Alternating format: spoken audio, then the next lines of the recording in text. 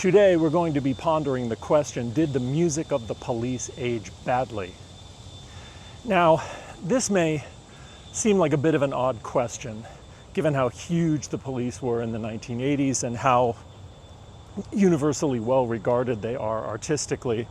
And certainly as someone that grew up in the 80s, I kind of liked the Police. I mean, I liked Synchronicity. They weren't my favorite band, but I didn't have a problem with them. I thought they were pretty cool. But the question is also odd because there is a bit of a general consensus among people that the music of the 70s and the 80s just did not age well in general, right? The idea is that, all this music sounds a bit corny and a bit dated, and so on and so forth. And this is actually where we're going to begin our discussion of the Police. Because, of course, this is complete nonsense. The music of the 70s and the 80s aged absolutely brilliantly, and you can tell that because we are still hearing this music everywhere you go. You hear it all over the place. The pop music of the 70s and the 80s is ubiquitous in our society. You kind of can't get away from it. And think for a moment about how remarkable that actually is, right? As someone that grew up in the 70s and the 80s, I can testify that in the 70s and the 80s, you did not hear 50-year-old pop music being played all over the place in public, right? You didn't hear Fred Astaire and Bing Crosby and Johnny Mercer and Glenn Miller songs, Cole Porter. No, you didn't hear that shit. What you heard was the pop music of the 70s and the 80s. And here we are 50 years later and we are still listening to the pop music of the 70s and the 80s. And the reason is that the quality of that music is absolutely astonishing. It's astonishing. When you compare the pop music of the 70s and the 80s to the insipid crap of today, I don't care who you want to pick, Taylor Swift, Jay-Z, Beyonce, Ed Sheeran, Harry Styles, Billie Eilish, Alicia Keys, K-pop Demon Hunter, and he just pick whoever. When you compare this crap to the music of the 70s and the 80s, listening to that 70s and 80s music, it almost has the character of a religious epiphany. I mean, it's that incredible when you juxtapose these songs to today's crap, right? The comparison is absolutely shocking. And, even music, which at the time was kind of dismissed as cheeseball crap, now sounds really great. I mean, I'm talking about bands like Spandau Ballet and Duran Duran, Scritti Politti, Billy Idol. I mean, this stuff sounds absolutely fantastic. And indeed, take one-hit wonders from the 80s, right? Adam Ant and the Hooters, Aha, Night Ranger, Sister Christian. I mean, we used to laugh at this shit as kids, right? Nobody's laughing anymore, right? That stuff sounds really good. You don't believe me? Go listen to Adam Ant, Goody Two Shoes. I mean, that song it's amazing sounding. I don't even like Adam Ant, but that song is just incredible. That's an incredible energy. It's beautifully recorded. I mean, seriously. And even whole genres that were basically reviled outside of a specific fandom. I'm talking about things like hair metal, punk rock, like Sex Pistols and Black Flag, the disco music of the late 1970s, and really early rap and hip hop, things like UTFO and Grandmaster Flash. I mean, that stuff is all really interesting to listen to, right? And it is really good, right? It has a definite quality to it that cannot be denied. I mean, I just had dinner a couple weeks ago with a friend in Red Hook, and we were at a pizza place, and it was playing nothing but the disco music of the late 1970s. Shit sounded amazing, okay? So, and I think that the reason that this popular sentiment that, you know, this music of the 70s and the 80s, like it didn't age well and it's all kind of dated, I think that this sentiment comes from the fact that when people feel this way, they're conflating the music with the way everybody looked, right, in the music videos, right? And this makes sense because, you know, that's eventually what happened to music, right? Music used to be like a standalone art form that had unbelievably deep emotional resonance for people, right? And defined people's lives in part. And, you know, that all went away, and what replaced it was, I wouldn't really call it an art form, but it was kind of like a social phenomenon. And what I'm referring to is the phenomenon of basically like social media driven cult of celebrity, right? That's sort of what replaced it. So, you know, you get these people like Taylor Swift or whoever, and they're held up there and we're supposed to revere them like gods, and they basically do everything, right? They have cooking shows, they write children's books, right? They sing, they dance, they act, they're on Instagram, they have a talk show, they they basically do everything. And if you contrast this to the 1980s, you know, musical artists in the 1980s, man, they pretty much only did music, right? That's why the music was so good. That's basically all they did. And so, you know, this transformation was in its infancy in the 1980s, right, with MTV and the concept of the music video. But the problem is that the music that was in the early music videos, right, that was the music of the old standalone art form that had all this depth and quality, right? The music was fucking awesome.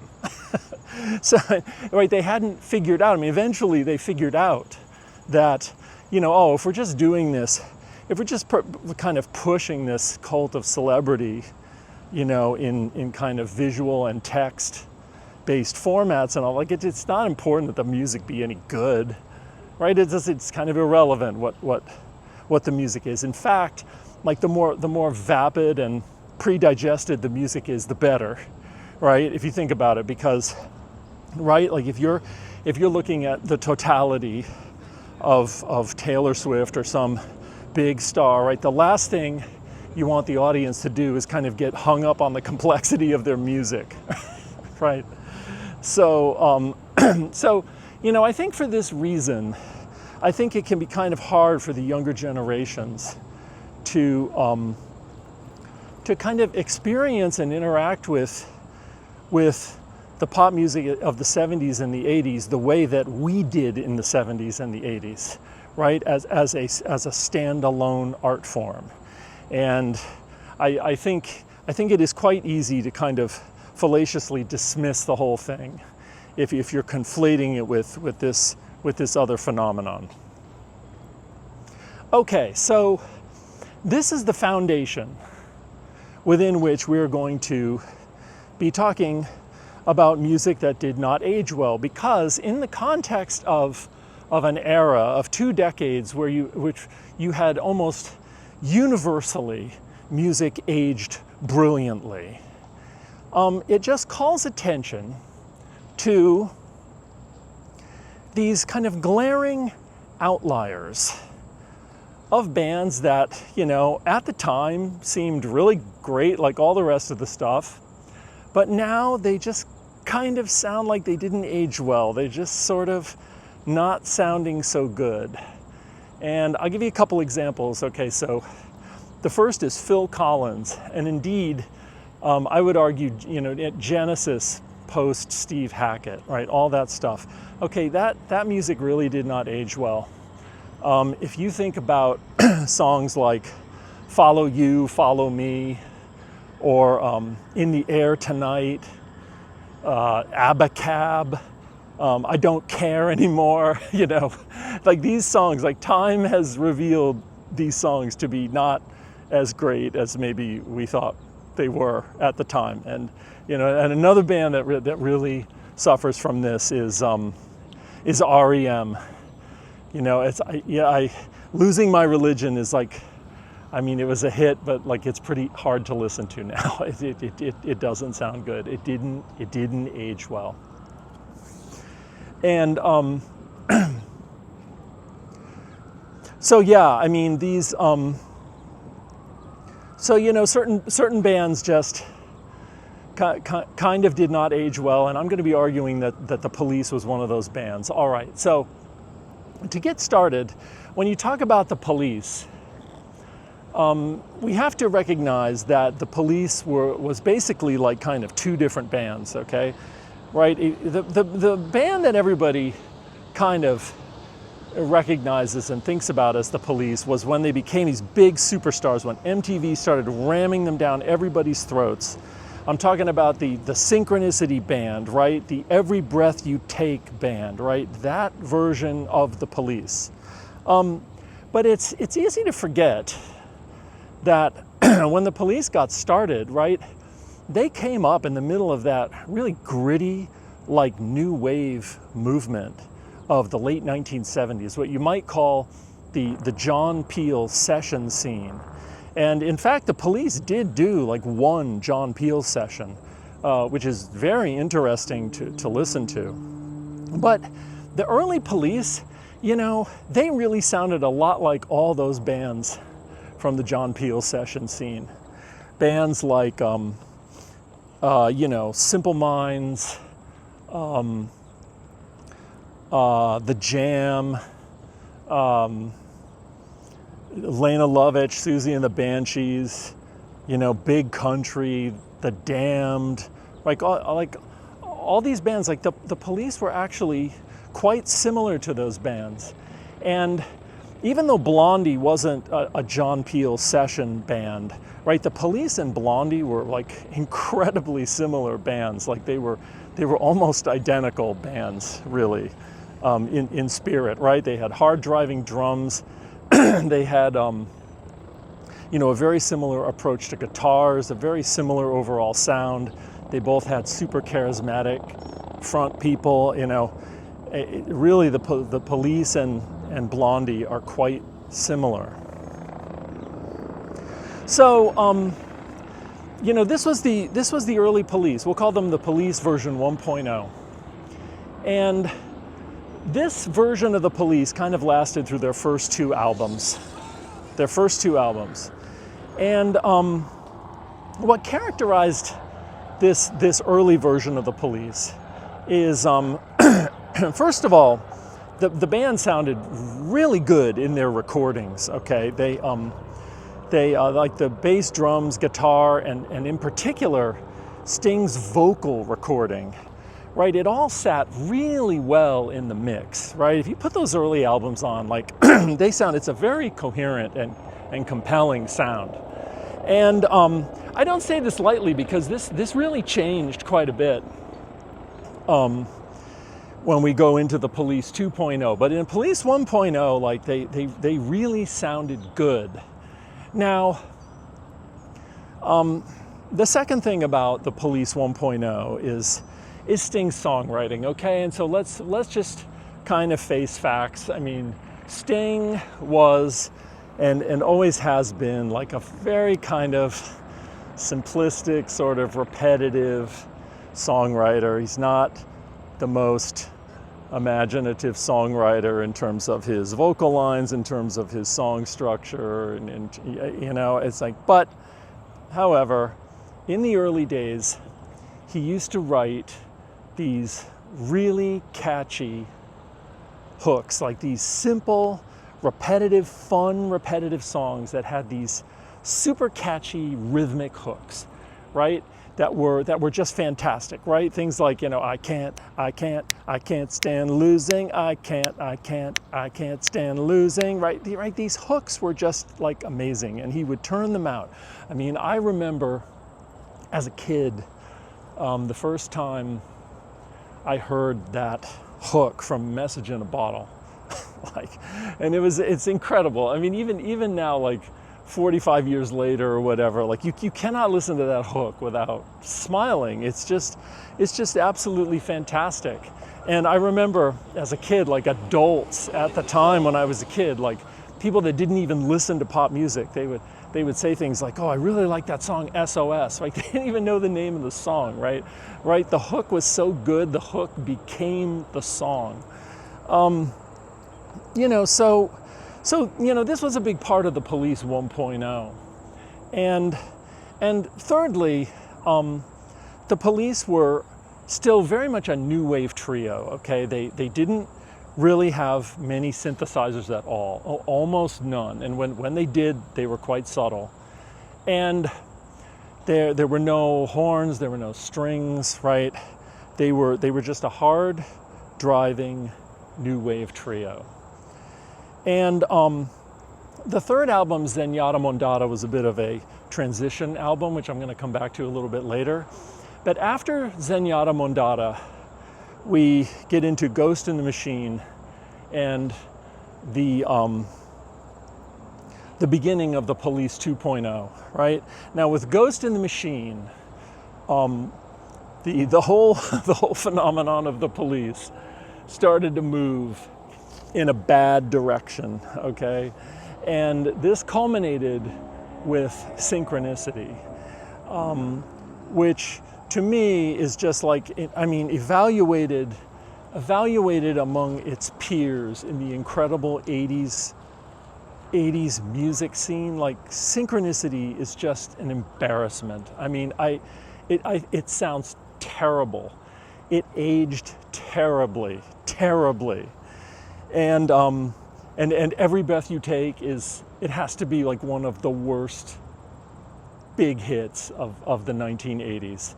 I know it's like, I know that's a very unpopular opinion, but it just is. It is such a boring and unimpressive song in every way. So we're going to call this the Police 2.0. All right? And what are the features of Police 2.0? All right. So first of all, Sting, he stopped writing fun, repetitive songs with good hooks. Okay? And he started to write kind of boring and pretentious repetitive songs, which didn't have good hooks. Okay? So this is thing number one. Extremely unfortunate transition for Sting. All right, number two is that Sting's vocal recording started to sound terrible. Okay, I don't know exactly what happened, but all of a sudden, like Sting's voice just did not sit well in the mix at all. It did not sit well relative to the other elements of the band. Like you can hear this all over the place, but I would point you to that song, Synchronicity 2. You know, Synchronicity had two parts, that song, and Synchronicity 2 was like a kind of like a minor hit that came later in the run of that album. And like if you listen to that song, like you can appreciate just how odd and misplaced Sting's voice is. Like it really actually sounds quite bad. And like this is a big problem, and you can hear this on Ghost in the Machine as well. All right, so that's number two. And number three is the Police started to bring in all these synthesizers, all right? And the synthesizer sounds were absolutely atrocious, just completely atrocious. I don't just mean that they were using kind of cheesy, low quality sounds that were like really sort of flat and, you know, one-dimensional and kind of instantly dated sounding. They were. Their synthesizers totally suffer from all of that. But they had an additional problem, and the additional problem was that their approach to arrangement just left these crap synthesizer sounds really naked in the mix. And this is just an enormous problem that plagues the music. Think about the song Wrapped Around Your Finger, all right? One of their biggest hits. Think about how unbelievably awful that opening synthesizer sounds.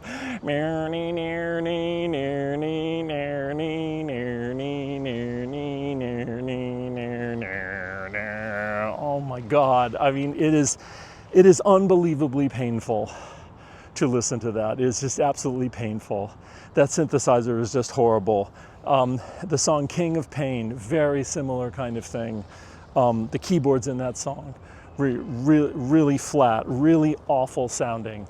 Synchronicity 1, right, the track that opens the album, that kind of sequenced synthesizer, just unbelievably bad quality sounds, right? Really low quality, cheesy, one-dimensional sound. And it has the additional problem that, like, sonically, they've got it sitting right in the same space as Sting's voice, right? Just go listen to it, right? It's just atrocious sounding, okay? It's just really bad sounding.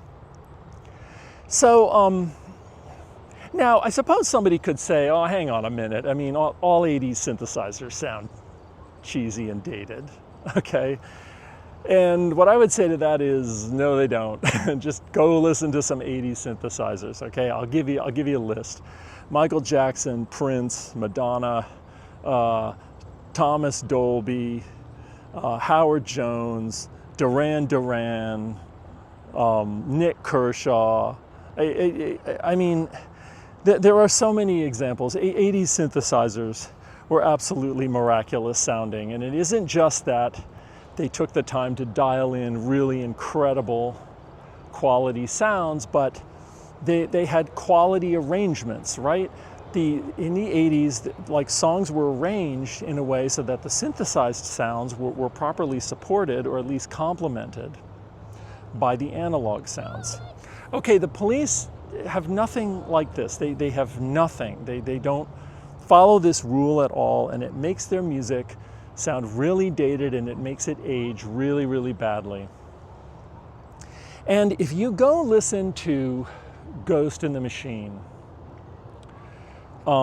you can hear all of these problems creeping in. Sting's voice is starting to sound really sort of weird and misplaced in the mix and bad. They've got poor quality synthesizers creeping in all over the place. And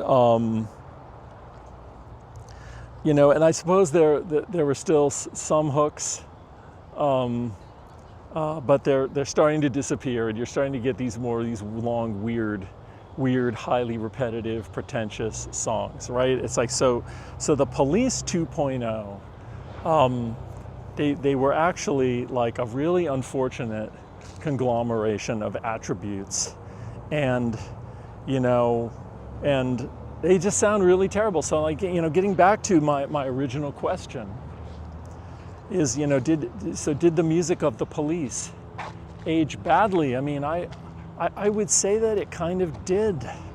It certainly, the music of the band the Police eventually became, right? The band that most people think of as the Police. That music aged really quite badly, I would argue. I mean, honestly, Synchronicity is basically unlistenable to me. It's unlistenable. And, you know, Ghost in the Machine is similar. It is quite unlistenable.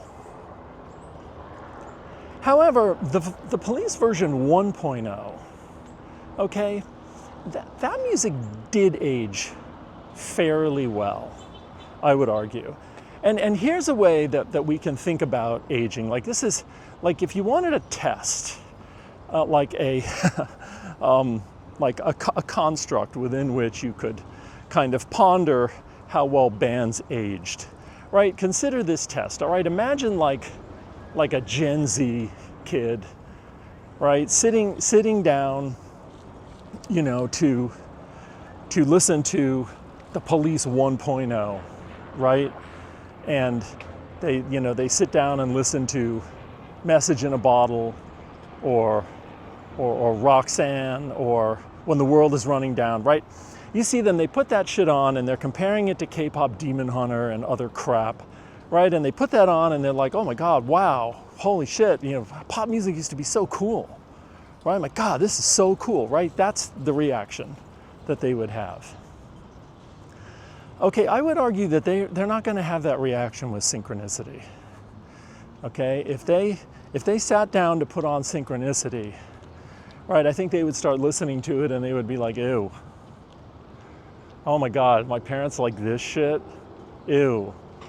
You know, maybe I'll stick with K-pop Demon Hunter. This shit is weird and it doesn't sound good and I don't relate to it, right? This is, right? It didn't age well. And this test actually instantly reveals my other bands that did not age well, right? Put on Genesis, like what's that song? Invisible Touch, right? Imagine some Gen Zer sitting down to listen to Invisible Touch, or like REM, Shiny Happy People. You are not going to get a positive reaction, right? They're going to be like, maybe I'll stick with Billie Eilish. You know, it's like they, 2.0 did not age well, but 1.0 did. In fact, here's an alternate question, okay? You could ask, you know, how well did the early Police version 1.0, how well did they age compared to their peers in the John Peel scene? Okay, now, that is a pretty interesting question. And I would say that, honestly, they aged okay, like just okay. I mean, let's face facts, you know, a lot of that stuff in the John Peel session scene, like a lot of those bands really weren't that good. I mean, not to diss them, but, you know, they were breaking new ground and, you know, most of them are interesting on one listen. But, you know, they don't really have like a lot of staying power. But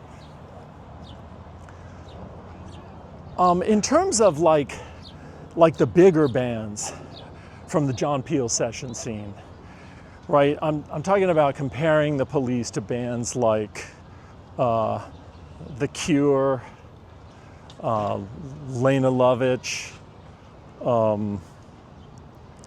you know, even Big Country, The Jam, like these. I mean, these bands are like way more interesting and like way more fun to listen to. I mean, I still listen to all those bands that I just mentioned, you know, on a fairly regular basis. I mean, that music is fantastic. Okay, I don't ever listen to the Police. I mean, before I did this video, and I listened to a whole bunch of stuff to kind of probe this question, like I hadn't listened to them in decades, right? I just hadn't. And certainly, like, if you compare the Police to like the high watermark of the John Peel session scene, like bands that are just legit pop geniuses, like the Smiths or Cocteau Twins or things like that, like the Police, they aren't even in the same conversation, right? They're not even close. Okay, so you know, in terms of how they compare to the John Peel session scene, I don't know, B minus maybe. I mean, they were pretty good. And they still sound pretty good. So anyway, there you have it.